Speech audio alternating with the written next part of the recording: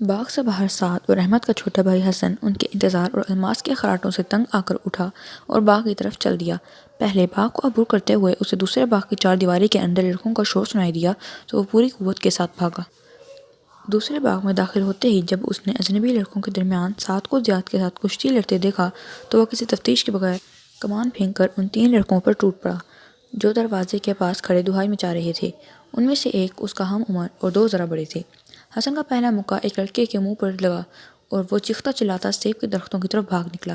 اس کے بعد اس نے دوسرے لڑکے پر حملہ کیا۔ اس نے مکے کا جواب مکے سے دیا۔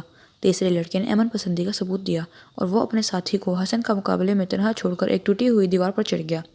حسن اپنے مد مقابل کے ساتھ دیر تک لڑتا رہا۔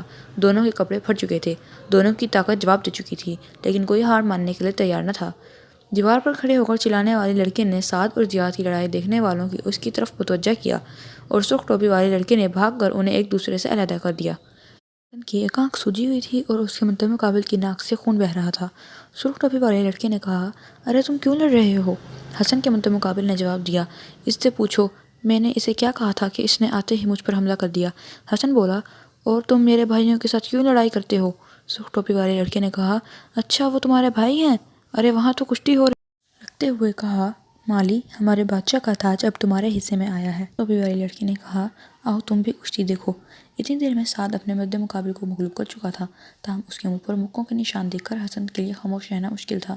وہ تمام لڑکوں سے زیادہ شور مچا رہا تھا، بھائی جان ایک اور مارو، زور سے مارو بھائی جان، زور سے، ناک پر مارو، ہاں یہ ٹھیک ہے، ایک آنکھ پر بھی مارو۔ زبان کے ساتھ ساتھ اس کے ہاتھ بھی حرکت کر رہے تھے اور بوڑھا مالی اس کی حرکات و سکنات دیکھ کر ہنسی سے لوٹ پوٹ ہو رہا تھا۔ بالآخر زیاد پیٹھ کے بل گر پڑا اور اس نے دوبارہ اٹھنے کی کوشش نہ کی۔ بوڑھے مالی نے سعد کا ہاتھ پکڑتے ہوئے کہا، بس اب تم جیت گئے ہو، اب تم ان کے بادشاہ ہو۔ سعد نے ہانپتے ہوئے جواب دیا، میں سپاہی بننا چاہتا ہوں۔ زیاد اٹھا اور اپنے مالی سے اپنی قبا لے کر لڑکھڑاتا ہوا گھر کی طرف چل دیا۔ مالی نے چند قدم آگے بڑھ کر کہا، یہ اپنی ٹوپی بھی لے لیجئے۔ زیاد نے مڑ کر مالی کے ہاتھ سے ٹوپی لے لی، لیکن سر پر رکھنے کی بجائے ایک طرف کو پھینک دی۔ 5 لڑکے اس کے ساتھ چل دیے، لیکن باقی وہیں کھڑے رہے۔ سعد احمد کے پاس تالاب کی مین پر بیٹھ گیا۔ ایک لڑکے نے زمین پر پڑی ہوئی ٹوپی اٹھا لی اور اسے جھاڑ کر مالی کے لڑکے ہنسنے لگے اور مالی نے ٹوپی اتار کر واپس دیتے ہوئے کہا، نہیں جناب، ایسا تاج پہننے سے میری 1000 بار توبہ، یہ لے جاؤ اور اس کے گھر پہنچا دو۔ دوسرے لڑکے نے کہا، نہیں بھائی یہ اسحاق کو دے دو، وہ اپنے باپ سے بنوا کر لایا ہے۔ اسحاق ہزارہ کے ایک مشہور درزی کا لڑکا وہیں موجود تھا، لیکن وہ اس ٹوپی کو ہاتھ لگانے کے لیے تیار نہ تھا۔ بالآخر مالی نے سعد کی طرف متوجہ ہو کر کہا، ہم اس ٹوپی پر تمہارا نشانہ دیکھتے ہیں، میں اسے یہاں سے 30 قدم کے فاصلے پر رکھتا ہوں۔ سعد نے بے پرواہی سے جواب دیا، 30 قدم سے تو حسن بھی اسے نشانہ بنا سکتا ہے، تم اسے ہوا میں اچھالو اور میں اس کا نشانہ کروں گا۔ اچھا بھائی دیکھتے ہیں یہ بھی۔ مالی یہ کہہ کر چند قدم کے فاصلے پر کھڑا ہو گیا اور سعد نے کمان میں تیر کھینچ لیا۔ لڑکے دم بخود ہو کر اس کی طرف دیکھ رہے تھے۔ مالی نے ٹوپی ہوا میں اچھالی، سعد نے تیر چلایا، تیر زمین سے چند گز اوپر ٹوپی میں لگا اور اسے اپنے ساتھ ہی نیچے لے آیا۔ مالی آفرین آفرین کہتا ہوا بھاگا اور تیر اور ٹوپی اٹھا لایا۔ بعض لڑکے کھل کر اور بعض دبی زبان سے سعد کو داد دے رہے تھے۔ سعد نے مالی سے کہا، اب تم اس ٹوپی کو اپنے سر پر رکھو، میں نشانہ کرتا ہوں۔ مالی نے معصومانہ انداز میں کہا، کیوں جی، میں نے آپ کو کیا قصور کیا ہے؟ حسن نے آگے بڑھ کر مالی کو تسلی دیتے ہوئے کہا، ڈرو نہیں، بھائی جان تو میرے سر پر سیب رکھ کر نشانہ لگا لیا کرتے ہیں۔ مالی نے کہا، دیکھو بھائی، اگر سیبوں کا نشانہ کرنا چاہتے ہو تو وہ سامنے درخت ہیں، وہاں سے جتنے سیب چاہو چھید ڈالو، لیکن میں اس حماقت کے لیے تیار نہیں۔ احمد اٹھ کر آگے بڑھا اور اس نے مالی کے ہاتھ سے ٹوپی لے کر اپنے سر پر رکھتے ہوئے کہا، بھائی جان میں کھڑا ہوتا ہوں۔ جب سعد ٹوپی پر نشانہ کر رہا تھا تو مالی نے آنکھیں بند کر رکھی تھیں۔ جب تک اسے یقین نہ ہوا کہ خطرہ ٹل چکا ہے اس نے آنکھیں نہ کھولیں۔ پھر وہ سعد کو سمجھا رہا تھا، میاں صاحبزادے، تمہارا نشانہ واقعی بہت اچھا ہے، لیکن خدا کے لیے دوسروں کے سر پر اس کی مشق نہ کیا کرو۔ سرخ ٹوپی والا تالاب کے پانی سے اپنا رومال بھگو کر حسن کی آنکھ پر ٹکور کر رہا تھا۔ یہ دیکھ کر احمد بھی اپنے رومال سے اس لڑکے کا ناک کا خون صاف کرنے لگا جس کے ساتھ حسن نے طاقت آزمائی کی تھی۔ سرخ ٹوپی والے لڑکے نے حسن سے سوال کیا، تمہارا نام کیا ہے؟ حسن، اس نے جواب دیا۔ اور وہ دونوں تمہارے بھائی ہیں نا؟ ہاں۔ کتنے خوش قسمت ہو تم، تمہارے بھائیوں کے نام کیا ہیں؟ ان کا نام سعد ہے اور ان کا نام احمد ہے، حسن نے ایک کے بعد دیگرے دونوں کی طرف اشارہ کرتے ہوئے جواب دیا۔ سرخ ٹوپی والے لڑکے نے ان لڑکوں کے ساتھ مزید تعارف کی ضرورت محسوس کرتے ہوئے کہا، میرا نام ادریس ہے، ادریس بن عبدالجبار۔ تمہارے ابا جان کا کیا نام ہے؟ عبدالمنعم، حسن نے جواب دیا۔ سعد نے پہلی بار حسن کی طرف غور سے دیکھا، ارے حسن، تمہاری یہ حالت کس نے کر دی؟ کی خاموشی پر ادریس نے جواب دیا، اس نے بھی کشتی کی ہے۔ کس کے ساتھ؟ ادریس نے دوسرے لڑکے کی طرف اشارہ کرتے ہوئے کہا، اس کے ساتھ، معلوم نہیں کب سے زور آزمائی کر رہے تھے، میں نے انہیں بڑی مشکل سے چھڑایا تھا۔ دوسرے لڑکے نے فریادی ہو کر کہا، میں نے اس کے ساتھ لڑائی نہیں کی، یہ بھاگتا ہوا باہر سے آیا اور آتے ہی اس نے پہلے ولید کو مکہ مارا اور بھاگ گیا تو مجھ پر حملہ کر دیا۔ حسن نے کہا، یہ شور مچا رہے تھے، پکڑ لو، مارو، گھیر لو، میں سمجھا لڑائی ہو گئی ہے۔ ساتھ والے باغ سے الماس کی آوازیں سنائی دیں، سعد، احمد، حسن، کہاں گئے تم؟ سعد نے بلند آواز میں جواب دیا، ہم آ رہے ہیں چچا۔ رخصت ہونے سے پہلے سعد نے ادریس کی طرف متوجہ ہو کر کہا، مجھے افسوس ہے کہ میری وجہ سے آپ کا کھیل خراب ہوا، ہم لڑنے کی نیت سے ادھر نہیں آئے تھے۔ ادریس نے جواب دیا، آپ کو افسوس نہیں کرنا چاہیے، آپ کے آنے سے ہم جو کھیل رہے تھے وہ زیادہ دلچسپ ہو گیا۔ الماس باغ کے دروازے سے نمودار ہوا اور اس نے وہیں رک کر بلند آواز میں کہا، میں سمجھتا تھا کہ تم شاید گھر چلے گئے ہو، بہت پریشان کیا تم نے، اب آؤ۔ جب یہ تینوں بھائی چل پڑے تو مدینہ الزہرا کے لڑکے بارہ دری میں سیبوں کی طرف متوجہ ہوئے۔ ایک لڑکے نے پیچھے سے آواز دی، ٹھہریے، اپنے حصے کے سیب لیتے جائیے۔ سعد نے مڑ کر جواب دیا، نہیں شکریہ، سیب ہمارے باغ میں بہت ہیں۔ ادریس کچھ دیر ان کی طرف دیکھتا رہا۔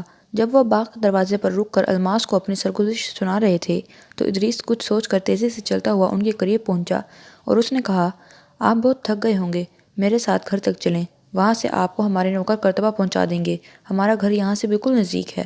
سعد نے کہا، نہیں، آج کا دن ہم پیدل چلنا چاہتے ہیں۔ لیکن یہ آپ کا چھوٹا بھائی تو بہت تھک گیا ہے، میں اسے دیکھ رہا تھا، یہ بڑی مشکل سے قدم اٹھا رہا تھا۔ الماس نے کہا، نہیں نہیں، حسن بہت بہادر ہے۔ کیوں حسن، تم تھک گئے ہو؟ حسن کچھ سفر کی تھکاوٹ اور کچھ لڑائی کے باعث نڈھال ہو چکا تھا۔ ادریس کی توجہ کو اس نے اپنے لیے تائید غیبی سمجھا، لیکن الماس نے اس کی امیدوں پر پانی پھیر دیا۔ اس نے بجھی ہوئی آواز میں جواب دیا، نہیں چچا، میں چل سکتا ہوں۔ دوسرے باغ سے نکل کر انہوں نے ایک کے بعد دیگر ادریس سے مصافحہ کیا۔ ادریس کچھ دیر کھڑا ان کی طرف دیکھتا رہا۔ حسن کو 100 گز چلنے کے بعد منہ بسوڑ کر زمین پر بیٹھ گیا۔ الماس نے کہا، کیا بات ہے حسن؟ بس میں یہی رہوں گا، حسن نے تلخ لہجے میں جواب دیا۔ الماس نے حسن کو اٹھانے کی کوشش کی لیکن وہ زمین پر بچھا جا رہا تھا۔ بالآخر الماس نے اسے اپنے کندھوں پر بٹھا لیا۔ کوئی 1.5 میل حسن کا بوجھ اٹھا کر چلنے کے بعد الماس ہی محسوس کر رہا تھا کہ اس نے ادریس کی پیشکش کو ٹھکرانے میں غلطی کی ہے۔ اچانک پیچھے سے ایک سوار گھوڑا سر پر دوڑاتا ہوا آیا۔ سعد نے مڑ کر پیچھے دیکھتے ہی اسے پہچان لیا اور کہا، یہ تو وہی لڑکا ہے۔ حسن اسے دیکھتے ہی شور مچانے لگا، چچا مجھے اتار دو۔ الماس نے بے پرواہی سے کہا، نہیں نہیں، اب بیٹھے رہو، تم 10 قدم چلنے کے بعد پھر زمین پر لیٹ جاؤ گے۔ حسن چلایا، چچا مجھے چھوڑ دو ورنہ میں کاٹوں گا۔ الماس کو اس کی پریشانی کی وجہ معلوم نہ تھی اور سعد اور احمد ہنسی سے لوٹ پوٹ ہو رہے تھے۔ الماس نے حسن کو اپنے کندھوں سے اس وقت اتارا جب ادریس ان کے قریب پہنچ کر گھوڑا روکنے کی کوشش کر رہا تھا۔ ادریس نے کسی رسمی تمہید کے بغیر کہا، میں سمجھتا تھا ابھی تک آپ باغ کے پاس ہی بیٹھے ہوئے ہوں گے، لیکن آپ بہت دور نکل آئے۔ لو بھائی حسن، تم اور احمد اس گھوڑے پر سوار ہو جاؤ۔ ادریس گھوڑے سے اتر پڑا لیکن الماس نے کہا، آپ نے بہت تکلیف کی، لیکن اسے واپس کون لائے گا؟ میں آپ کے ساتھ کرتبہ جا رہا ہوں، وہاں میرے ماموں رہتے ہیں، گھر سے مجھے رات وہاں رہنے کی اجازت مل گئی ہے۔ حسن نے جواب دیا۔ الماس نے کہا، اچھا پھر آپ کو حسن کے ساتھ اپنے ساتھ بٹھا لیں۔ نہیں، میں پیدل چلنا چاہتا ہوں، ادریس نے جواب دیا۔ الماس نے احمد اور حسن کو گھوڑے پر بٹھا کر اس کی باگ پکڑ لی۔ سعد اور ادریس آپس میں باتیں کرتے ہوئے اس کے پیچھے ہو لیے۔ تھوڑی دیر میں سعد اور ادریس آپس میں بے تکلف ہو گئے۔ ادریس نے ہنستے ہوئے کہا، یہ عجیب بات ہے، حسن کی دائیں آنکھ پر چوٹ لگی ہے، تمہاری بائیں آنکھ سوج رہی ہے، اور زیاد، اس کی تو دونوں آنکھیں سیاہ ہو رہی تھیں۔ جب تم نے کمان میں تیر چڑھا لیا تو میں واقعی بہت پریشان ہوا تھا، مجھے ڈر تھا کہ تم کہیں سچ مچ کسی کو مار نہ ڈالو۔ سعد نے کہا، نہیں نہیں، میں انہیں ڈرا رہا تھا۔ ادریس نے کہا، تمہیں معلوم ہے کہ اگر وہ سب تم پر حملہ کر دیتے تو میں کیا کرتا؟ سعد نے جواب دیا، شاید تم ہمارے ساتھ نہ لڑتے۔ نہیں، میں تمہارا ساتھ دیتا اور شاید 4 اور لڑکے بھی تمہارا ساتھ دیتے، ادریس نے کہا۔ الماس ان کی باتیں دلچسپی کے ساتھ سن رہا تھا۔ اس نے سوال کیا، بھلا تم ان کے ساتھ کیوں دیتے؟ ادریس نے کچھ دیر سوچنے کے بعد جواب دیا، کیونکہ زیاد کی زیادتی تھی اور زیادتی کرنے والوں کا ساتھ دینا سخت گناہ ہے۔ کرتبہ کی گنجان آبادی سے باہر ایک خوبصورت باغ کی 4 دیواری کے اندر ایک قلعہ نما مکان کی طرف اشارہ کرتے ہوئے سعد نے ادریس سے کہا، وہ ہمارا مکان ہے۔ باغ کے دروازے کے قریب پہنچ کر ادریس نے کہا، اب میں اپنے ماموں کے ہاں جاؤں گا، وہ شہر کی دوسری طرف رہتے ہیں۔ سعد نے کہا، نہیں، آج تم ہمارے ہاں ٹھہرو۔ نہیں، میں کل آپ کے پاس آؤں گا، ماموں جان کی اجازت کے بغیر۔ اگر میں آپ کے پاس ٹھہر گیا تو وہ خفا ہوں گے۔ کل میں آپ کے ساتھ تیر اندازی کی مشق بھی کروں گا۔ یہ کہہ کر ادریس الماس کی طرف متوجہ ہوا۔ آپ مجھے تیر اندازی کا سبق دیا کریں گے نا؟ الماس نے جواب دیا۔ اگر تم شاعر نہیں ہو تو میں تمہیں کرتبہ کا بہترین تیر انداز بنا دوں گا۔ میں شاعر نہیں ہوں، وہاں تو میں نے کسی اور کی نظم پڑھ کر سنا دی تھی۔ آئندہ میں ایسا کرنے سے گریز کروں گا۔ ادریس اپنے گھوڑے پر سوار ہو کر وہاں سے روانہ ہوا اور یہ تینوں بھائی اپنے باغ میں داخل ہو گئے۔ ڈیوڑی کے سامنے ایک بگھی اور اس کے قریب استبل میں چند نئے گھوڑے دیکھ کر الماس نے کہا، شاید مہمان آئے ہیں۔ سعد نے ایک سفید گھوڑے کو پہچانتے ہوئے اپنے بھائیوں سے کہا، یہ تو خالد جان کا گھوڑا معلوم ہوتا ہے، یہ بگھی بھی انہی کی ہے۔ اندر سے ایک نوکر نمودار ہوا اور الماس کے استفسار پر اس نے بتایا کہ سعد کے خالو کے علاوہ چند اور مہمان بھی آئے ہوئے ہیں اور وہ دیوان خانے میں تشریف فرما ہیں۔ سعد نے حسن کی اور حسن نے سعد کی طرف دیکھا۔ دونوں کو مہمانوں کے سامنے جانا پسند نہ تھا، اس لیے وہ دیوان خانے کے سامنے سے گزرنے کی بجائے باغ میں چکر کاٹ کر دوسرے دروازے سے گھر میں داخل ہوئے۔ ایک خادمہ انہیں دیکھتے ہی بدحواس ہو کر چلائی، تمہیں کیا ہوا؟ کس نے پیٹا تمہیں؟ گھر میں تمہاری خالہ جان آئی ہوئی ہیں، وہ تمہیں اس حالت میں دیکھ کر کیا کہیں گی؟ سعد اور حسن اپنی ماں کے سامنے جانے سے گھبرا رہے تھے۔ اب خالہ کی آمد کی خبر ملی تو وہ دونوں ٹھٹک کر رہ گئے۔ ان کی ماں ایک کمرے میں اپنی بہن کے ساتھ باتیں کر رہی تھی۔ صحن میں خادمہ کی آواز سن کر وہ باہر نکلیں۔ کیا ہوا؟ انہوں نے سوال کیا۔ حسن نے گھبرا کر منہ دوسری طرف پھیر لیا، لیکن سعد نے قدرے جرأت سے کام لیتے ہوئے کہا، کچھ نہیں امی جان، ہم نے کشتی لڑی تھی۔ کشتی نہیں؟ آج تم کسی کے ساتھ لڑ کر آئے ہو؟ دیکھو کیا حالت بنا رکھی ہے تم نے، تمہاری خالہ آئی ہوئی ہیں، وہ کیا خیال کریں گی؟ احمد بولا، ایک لڑکے نے بھائی جان کے ساتھ کشتی شروع کی تھی، لیکن اس نے بھائی جان کو مکہ مار دیا، پھر انہوں نے اسے خوب پیٹا۔ اتنی دیر میں ان کی خالہ بھی باہر آ چکی تھی۔ وہ مسکراتی ہوئی آگے بڑھی۔ سعد اور احمد نے اسے سلام کیا، لیکن حسن اپنی جگہ سے نہ ہلا۔ ماں نے کہا، حسن اپنی خالہ کو سلام نہیں کیا تم نے؟ حسن نے منہ ان کی طرف کیے بغیر دبی زبان سے سلام کہہ دیا۔ ماں نے پھر کہا، حسن اس طرف منہ کرو۔ حسن نے ماں کے حکم کی تعمیل کی، لیکن اپنا چہرہ دونوں ہاتھوں سے چھپا لیا۔ خالہ نے آگے بڑھ کر اس کے ہاتھ ہٹانے کی کوشش کی، لیکن وہ پوری قوت سے اپنا منہ چھپانے کی کوشش کر رہا تھا۔ راستے میں احمد اسے کئی بار بتا چکا تھا کہ تمہارے چہرے پر ضربوں کے نشانات سعد کی نسبت زیادہ ہیں۔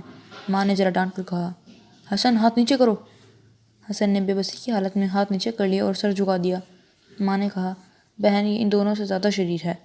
خالہ نے جھک کر اس کا چہرہ دیکھا اور پیار سے اس کے سر پر ہاتھ پھیرتے ہوئے کہا، اسے کچھ نہ کہو، اسے کچھ نہ کہو، اندلس کو ایسے بچوں کی ضرورت ہے۔ حسن بیٹا، اگر تم مار کھا کر بھاگ نہیں آئے تو تمہیں اس قدر نادم نہیں ہونا چاہیے۔ میں مار کھا کر نہیں بھاگا، حسن نے تن کر کہا۔ تو پھر اس قدر پریشان کیوں ہو؟ احمد نے کہا، خالہ جان، حسن اس لیے پریشان ہے کہ اس نے غلطی سے ایک لڑکے کو پیٹ ڈالا تھا۔ خالہ نے کہا، لیکن اس نے بھی تو کمی نہیں کی، خدا کا شکر ہے کہ آنکھ بچ گئی۔ حسن نے کہا، اس کی آنکھ میرے سے بھی زیادہ خراب تھی، اور وہ دو تھے تو پہلا مکہ ہی کھا کر بھاگ گیا تھا۔